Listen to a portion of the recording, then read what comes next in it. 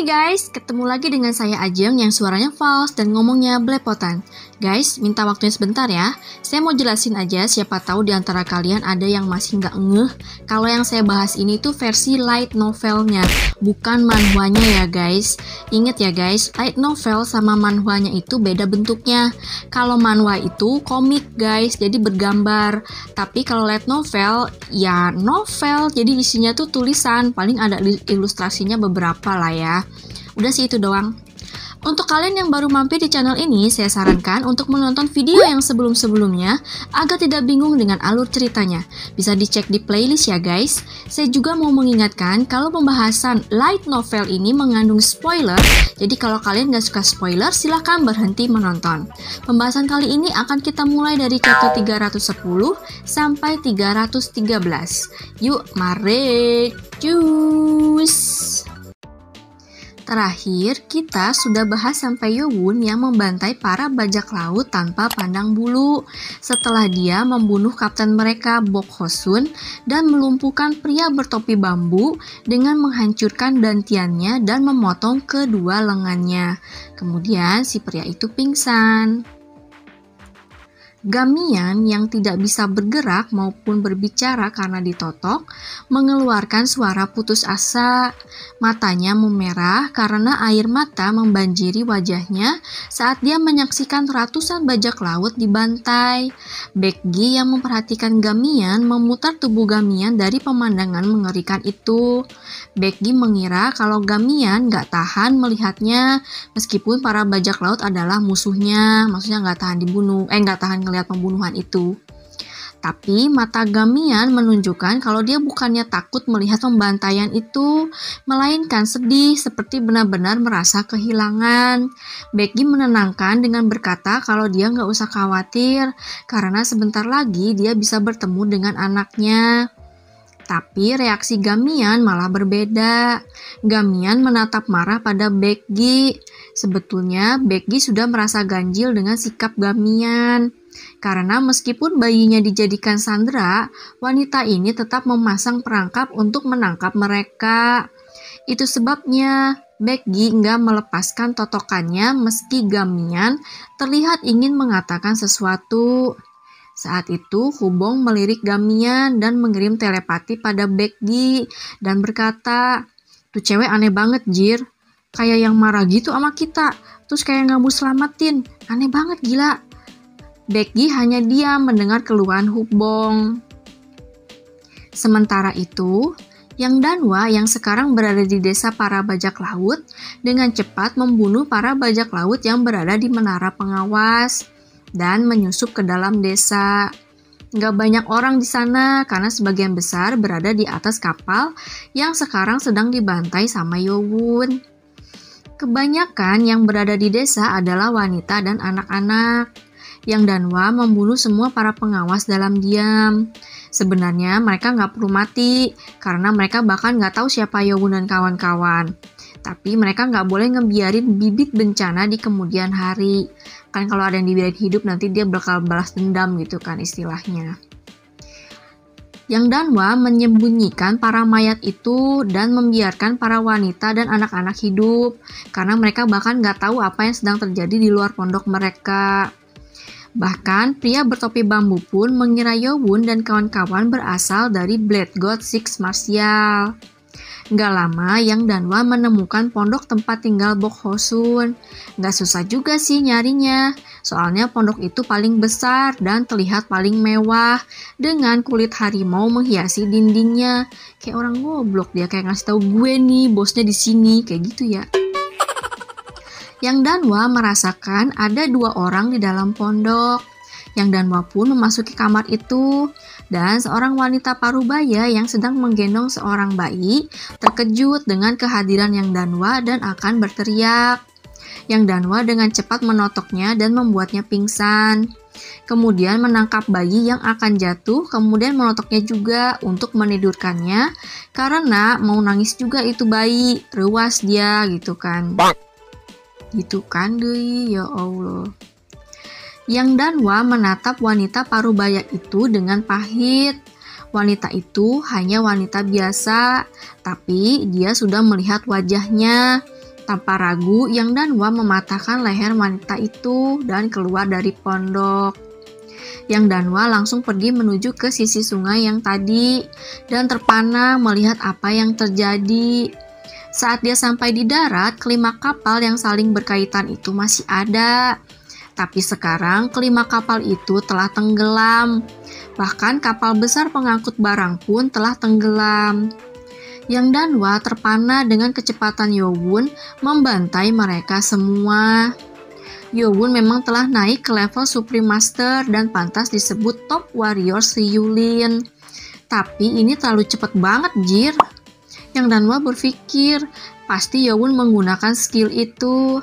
Masih tercetak jelas di otak Yang Danwa saat Yowon membantai para anggota Blood God Six Martial di Sword Creek dengan mengendalikan ratusan pedang. Gak ada pendekar kuat yang pernah Yang Danwa hadapi mampu melakukan hal itu. Bahkan Yang Danwa merasa ngeri dengan kemampuan Yowon. Saat itu Hubong mengirim telepati pada Yang Danwa memberitahukan lokasi mereka. Jadi mereka kayak udah turun dari kapal gitu kan. Ya iyalah, kapalnya udah tenggelam, mau berdiri di mana? Yang Danwa pergi menuju tempat Hubong berada di mana Yowon telah menunggu. Yang Danwa melaporkan kalau dia telah melaksanakan tugas dan memperlihatkan bayi Gamian yang sedang tidur. Yang Danwa melihat Becky yang sedang mengikat dan menggantung pria bertopi bambu yang telah berlumuran darah dan kehilangan kedua lengannya. Kelihatan jelas banget kan siapa yang melakukan hal itu pada pria itu. Siapa lagi kalau bukan Yowon? Yang Danwa berpikir kayaknya setiap musuh yang melawan Yowon bakal kehilangan satu atau dua tangannya. Kalau dipikir-pikir, para pangeran yang lain pun sebagian besar kehilangan tangan mereka saat kompetisi untuk menjadi putra mahkota. Yang Danwa pun bergidik ngeri kan. Ya gimana ya, itu hobinya si Yowon dah kayaknya, motong tangan sama kaki musuh-musuhnya. Yang Danwa menyadari kalau Gamian terlihat aneh. Badannya bergetar karena dia kan lagi ditotok juga, jadi nggak bisa gerak sama ngomong. Yang Danwa bertanya pada Hubong, kenapa dah tuh cewek?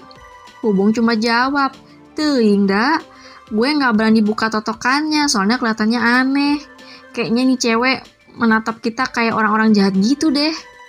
Yang Danwa merasa bingung dengan sikap Gamian, tapi dia berpikir mungkin Gamian merasa khawatir dengan bayinya. Kemudian Yang Danwa memperlihatkan bayinya pada Gamian. Nih anak lu tenang aja, dia baik-baik aja kok. Gamian pun terlihat lega setelah melihat bayinya. Yowon mengizinkan Gamian untuk dilepas totokannya karena terlihat udah stabil setelah melihat bayinya. Tapi saat dilepaskan, Gamian langsung berteriak sangat kencang sampai-sampai membangunkan pria bertopi bambu yang tadi pingsan. Ruas dia. Pria itu membuka matanya dan mengecek keadaan. Ternyata dia masih hidup, tapi dia pun berpura-pura pingsan lagi. Toh dia terikat pada pohon, jadi nggak bisa kabur kemana-mana juga. Yang Danwa menutup mulut Gamian dan bermaksud untuk menotoknya kembali.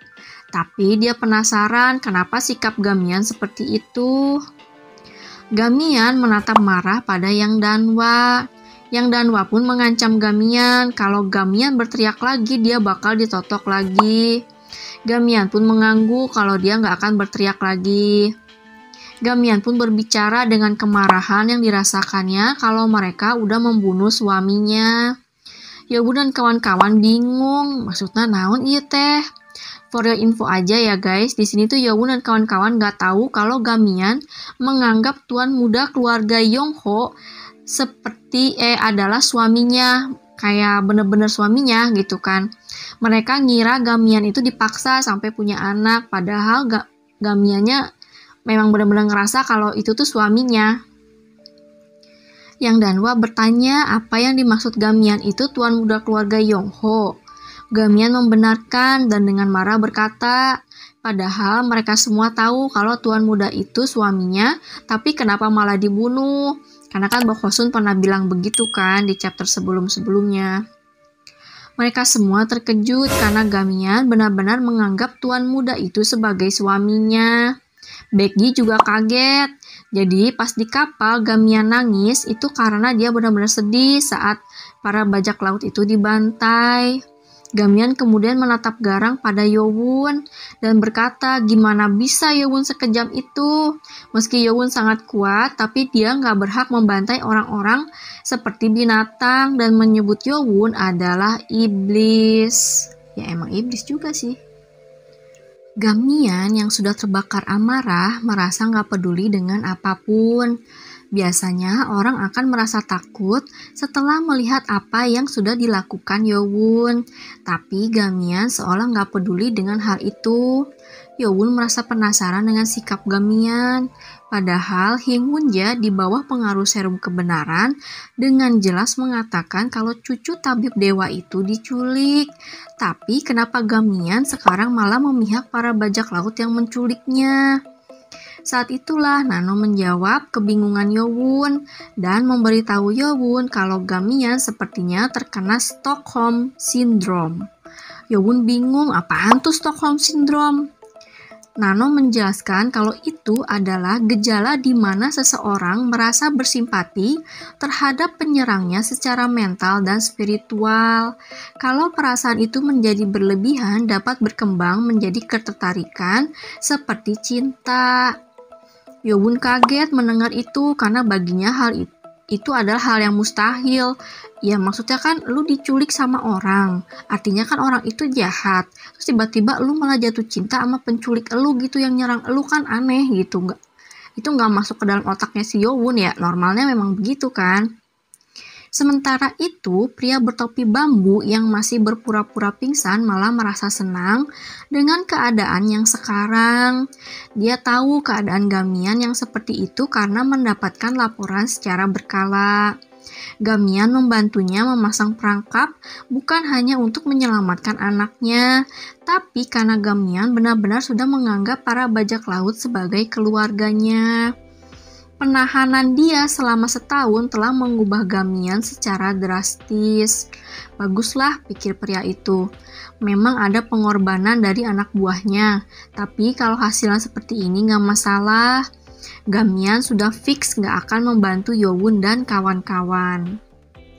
Gamian berbicara dan mengatakan, Yowun dan kawan-kawan pasti datang atas permintaan neneknya. Itu pun karena Yowun dan kawan-kawan membutuhkan neneknya untuk mengobati seseorang. Nggak salah sih, cuman yang berbeda tabib dewa berjanji bakal mengabdi pada The Lord Kultus Iblis kalau Yowun berhasil menyelamatkan cucunya. Yang Danwa berusaha menenangkan Gamian yang mengatakan kalau mereka memang diminta neneknya untuk menyelamatkannya. Namun mereka nggak tahu kalau Gamian menjadi dekat dengan para bajak laut. Apalagi Bokhosun mengancam menggunakan bayinya. Tapi Gamian yang sudah terbakar amarah menjadi sangat keras kepala dan gak menerima penjelasan yang Danwa. Bahkan dia berkata kalau dia nggak akan pergi menemui neneknya. Kalaupun Yowun dan kawan-kawan memaksanya, dia bakal bilang ke tabib dewa untuk nggak membantu Yowun dan kawan-kawan. Dia bakal ngelakuin berbagai cara agar neneknya nggak membantu Yowun dan kawan-kawan. Bahwa Yowun dan kawan-kawan harus ngerasain sakit kehilangan seseorang yang ingin kita selamatkan. Gamian menjadi nggak tahu diri, padahal dia udah diselamatin sama Yowun dan kawan-kawan.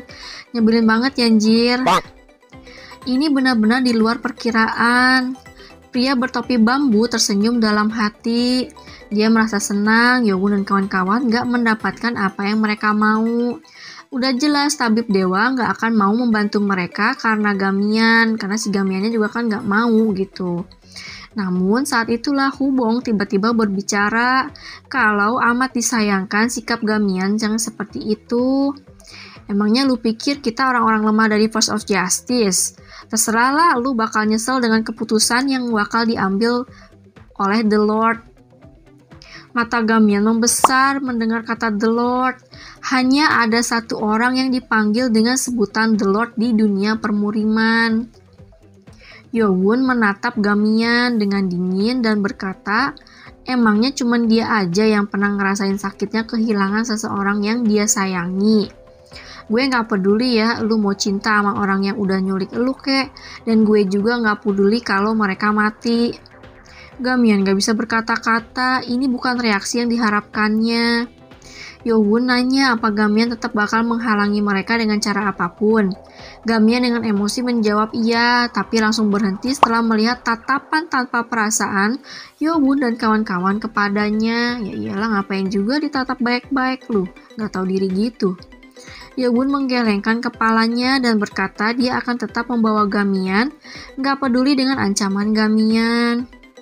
Gamian tetap keras kepala berkata kalau dia bakal bilang ke neneknya untuk gak membantu Yowun dan kawan-kawan. Tapi Yowun memotong ucapan Gamian dengan bilang kalau Gamian gak akan mungkin berkata apa-apa. Gamian bingung, maksudnya gak mungkin bisa gitu berkata apa-apa. Gamian bingung dan tetap ngotot. Namun Yowun menjawab kalau Gamian gak akan mungkin berkata apa-apa kalau dia mati. Jreng-jreng.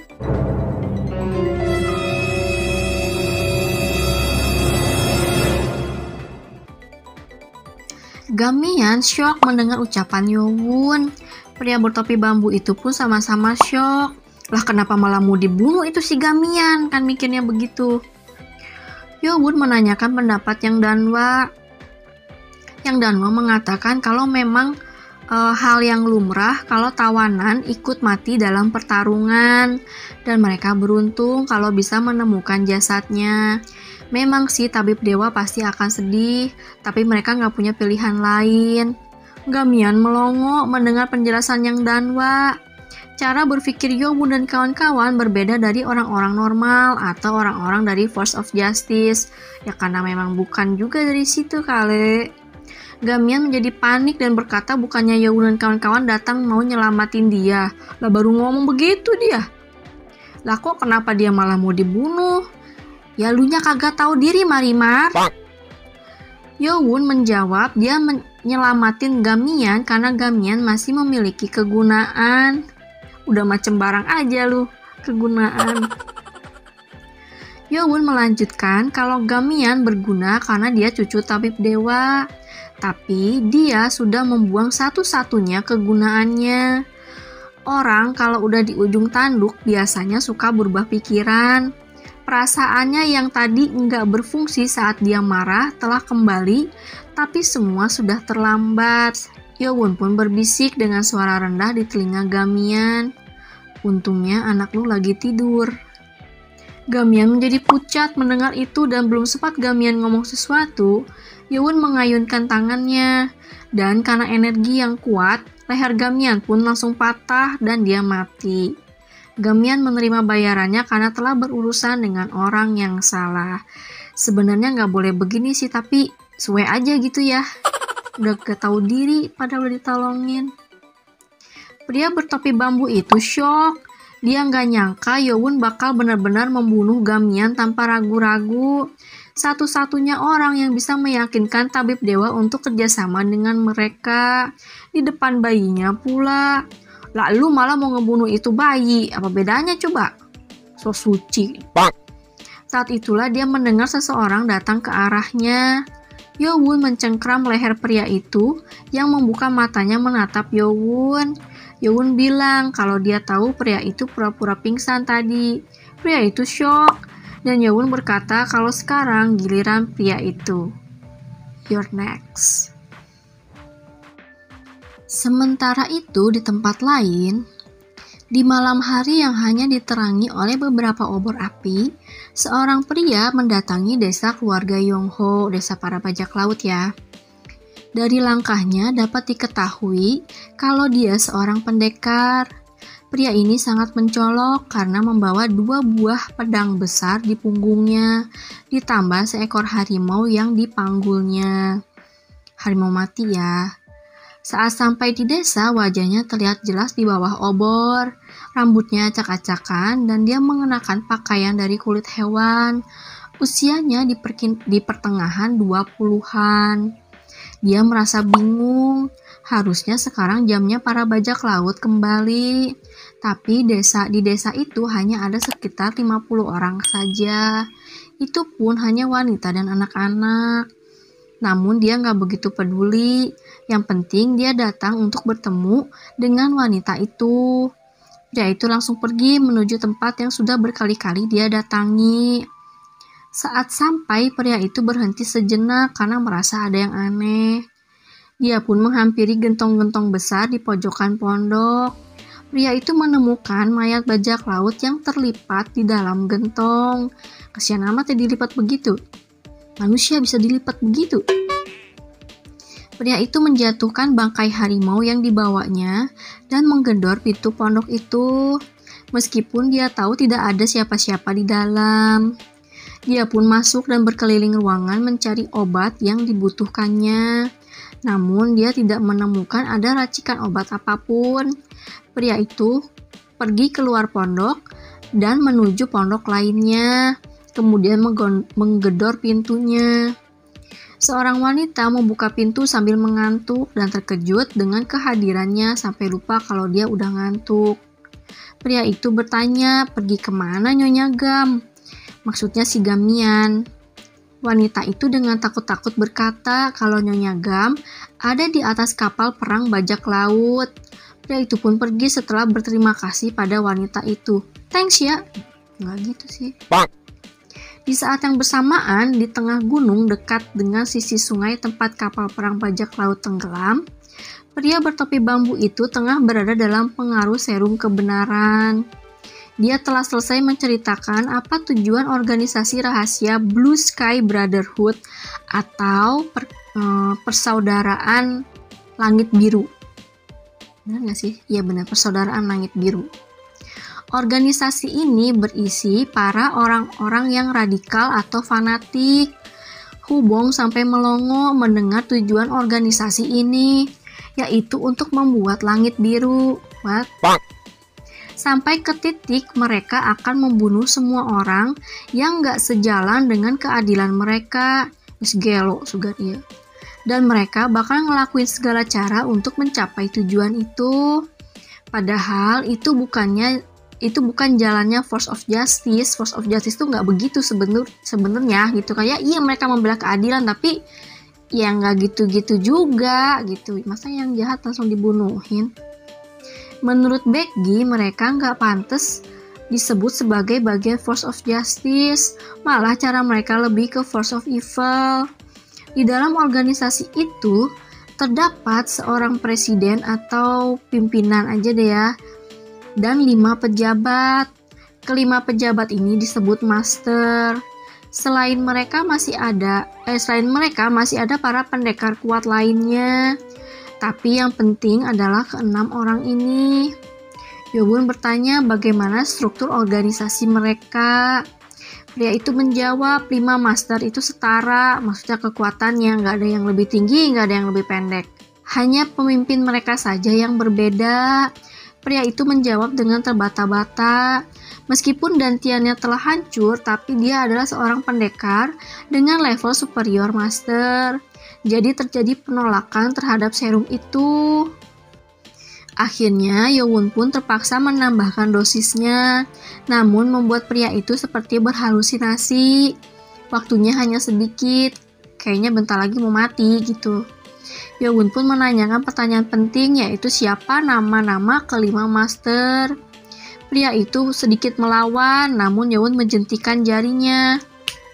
Pria itu pun menyebut sebuah nama dengan terbata-bata, yaitu Namgung Keng. Keluarga Namgung adalah salah satu yang terkuat dari 5 keluarga terkuat se-Yulin.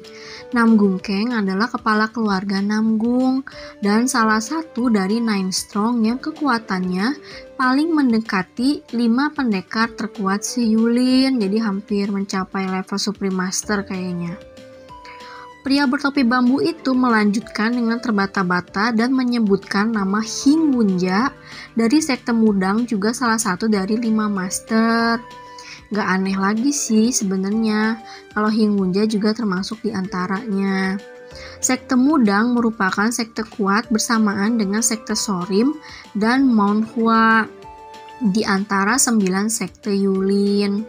Pria itu melanjutkan menyebut nama baru lagi, yaitu Dang Pilsun dari Sichuan. Keluarga Dang dari Sichuan termasuk keluarga yang agresif di antara sekte-sekte di Force of Justice, karena meski mereka membela keadilan, tapi mereka menggunakan racun dan berbagai jebakan sebagai senjata mereka. Dang Pilsun berada di urutan kedua dalam keluarga Dang. Dia kehilangan putrinya saat perang melawan Force of Evil. Itu sebabnya dia sangat membenci Force of Evil. Dia memang gak termasuk ke dalam Strong Nine, tapi dia terkenal karena dia sangat ahli menggunakan racun. Saat pria itu mau melanjutkan, tiba-tiba dia berteriak kesakitan. Nano pun memberitahu Yowun kalau efek overdosis penggunaan serum kebenaran mulai merusak otak pria itu. Itu sebabnya dahi pria itu dipenuhi pembuluh darah yang bertonjolan. Sepertinya bentar lagi dia bakal mati, guys. Tapi Yowun tahu keadaannya itu menjadi tambah parah karena pria itu berusaha melawan efek dari serum kebenaran. Mata pria itu sudah berputar ke belakang dan hanya memperlihatkan bagian putihnya saja. Kemudian bergumam lemah kalau dia juga termasuk salah satu master.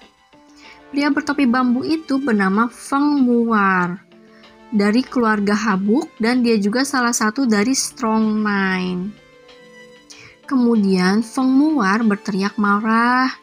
Nano pun memberitahu Yowun kalau nafasnya sudah semakin melemah. Yowun merasa kesal karena dia belum nanya siapa pimpinan organisasi rahasia ini. Yowun memasukkan tenaga dalam ke tubuh si Feng Muar untuk memperpanjang hidupnya meski hanya sedikit. Tapi Feng Muar yang sudah kehilangan dantiannya sudah seperti gentong yang rusak, bocor kan. Tubuh Feng Muar mulai bergetar karena sakaratul maut. Yowun menanyakan siapa pimpinan mereka. Yowun menggoyangkan tubuh Feng Muar dan menjentikan jarinya.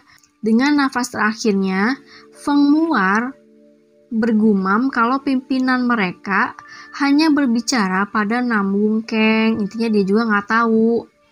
Feng Muar pun mati karena lukanya parah ditambah overdosis serum kebenaran.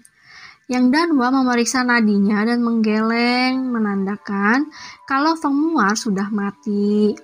Meski begitu, mereka sudah mendapatkan cukup informasi. Jadi Nam Gung Keng harusnya tahu siapa pimpinan Blue Sky Brotherhood atau itu persaudaraan langit biru. Yang Danwa membenarkan, namun akan sangat sulit untuk mencari informasi dari Nam Gung Keng. Yowun mengangguk karena dia pun tahu situasinya. Nam Gung Keng adalah salah satu dari 17 pimpinan di sekte Yulin. Yang waktu ada siapa Jegal Sohinya ini saya udah cerita ya guys, ada 17 pimpinan. Dan dia berada di urutan ketiga. Pimpinan nomor 3 ke atas memiliki kekuatan yang berbeda. Mereka sangat kuat hingga disebut sebagai pilar sekte Yulin.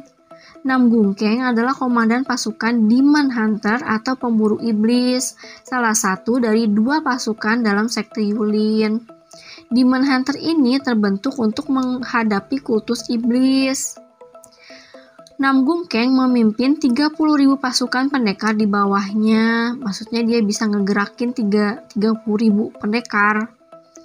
Saat Yang Danwa memberitahu Yowun kalau akan sangat berat untuk mencari info dari Nam Gung Keng, tiba-tiba Yowun menoleh ke arah sungai. Meski Yang Danwa telat menyadarinya, tapi dia pun merasakan aura seorang pendekar yang sedang menuju ke tempat mereka berada. Yang Danwa mengira pendekar itu sepertinya berasal dari persaudaraan langit biru atau Blue Sky Brotherhood. Yang Danwa menempatkan jarinya di mulutnya untuk memberi sinyal diam-diam pada Hubong dan Becky yang mengangguk mengerti. Tapi udah telat. Sepertinya pendekar itu gak merasakan kehadiran Yang Danwa dan Yowun. Tapi dia merasakan aura Hubong dan Becky. Yang Danwa memberi sinyal untuk bersiap bertarung. Gak lama seseorang menerobos semak-semak ke tempat mereka berada. Seorang pria muncul. Dia memiliki 2 pedang besar di punggungnya dan rambutnya acak-acakan. Wajah pria itu menunjukkan kebingungan. Loh kok gitu? Padahal dia hanya merasakan 2 orang saja. Tapi kok ternyata ada 6 orang di situ, termasuk 2 orang yang sudah mati. Pria itu menatap Gamian yang sudah terbujur kaku. Menyadari kalau Gamian sudah mati, pria itu menjadi emosi dan menuduh Yowun dan kawan-kawan yang membunuh Gamian. Emang bener juga sih. Pria itu mengeluarkan salah satu pedang besarnya dan menyerang Becky yang berada dekat dengan Gamian. Pedang pria itu sangat besar, sekitar 2 meter panjangnya guys. Buset, panjang amat ya. Pria itu mengayunkan pedangnya pada Becky dan Yang Danwa tiba-tiba menahan serangannya dengan menggunakan force chi pada tangannya. Pedang besar itu pun telah terselubungi oleh force chi. Namun Yang Danwa lebih unggul dalam hal kekuatan sehingga pria itu terpental ke belakang. Pria itu berakrobat di udara dan mendarat dengan selamat. Pria itu berteriak kesal, padahal dia bermaksud mau menghabisi orang yang paling lemah terlebih dahulu. Mendengar itu, Becky jadi emosi. Apa lu bilang gue lemah?